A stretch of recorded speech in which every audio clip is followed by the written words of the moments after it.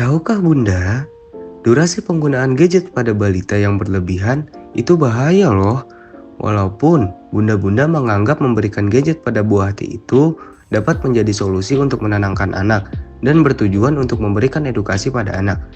Tetapi, ketika durasi penggunaannya melebihi batas wajar, justru akan memberikan dampak negatif bagi si kecil, Bun. Contoh, karena kesibukan bunda-bunda untuk melakukan aktivitas lain, sering membuat anak bebas menggunakan gadget tanpa ada pengawasan dari orang tua. Telah kita ketahui bahwa pada zaman saat ini, ketika kita menggunakan gadget, kita dapat mengakses segala hal tanpa ada batasan untuk kalangan tertentu. Sehingga, hal tersebut yang dapat membuat anak mendapatkan edukasi atau tontonan yang kurang sesuai dengan usianya atau bisa dibilang belum cukup umur. Nah, ada beberapa contoh dampak negatif dari hal yang sedang kita bahas. Contoh dampak negatifnya yaitu yang pertama, kesehatan fisik, yaitu mengurangi aktivitas fisik, meningkatkan risiko obesitas, dan menyebabkan gangguan penglihatan akibat paparan layar yang berkepanjangan. Yang kedua, gangguan tidur, yaitu paparan cahaya biru mengganggu produksi melatonin yang dapat menyebabkan kesulitan tidur dan kualitas tidur yang buruk. Yang ketiga, perkembangan sosial dan emosional, yaitu mengurangi interaksi sosial, meningkatkan risiko gangguan perilaku seperti agresi, dan dapat berkontribusi pada masalah kesehatan mental seperti depresi.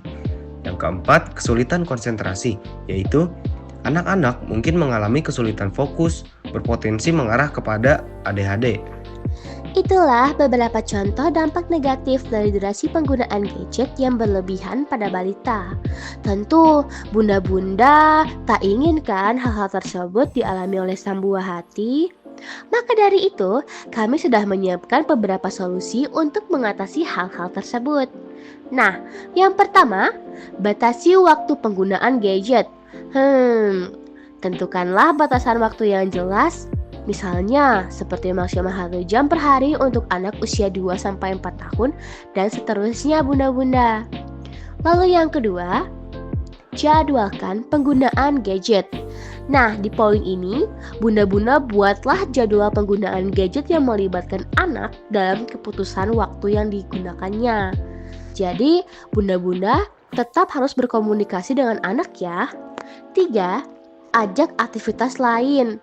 Tuh, bunda-bunda luangkanlah sedikit waktu untuk melibatkan anak dalam aktivitas fisik dan permainan tradisional untuk mengalihkan perhatian dari gadget. 4. Pantau konten. Setiap anak menggunakan gadget, selalu awasi jenis konten yang diakses anak untuk memastikan kesesuaiannya. Jadi, jangan sampai anak menonton atau melihat konten-konten yang tidak sesuai dengan umurnya. 5. Contohkan penggunaan gadget yang bijak.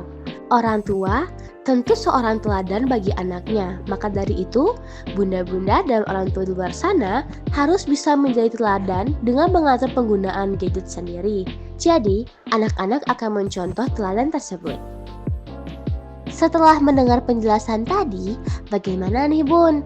Masih ingin membiarkan anak bermain gadget tanpa kenal waktu? Aduh, jangan deh. Lebih baik meluangkan sedikit waktu untuk buah hati kita daripada kedepannya anak mengalami dampak negatif yang dijelaskan tadi. Nah, itu saja penjelasan pada video kali ini.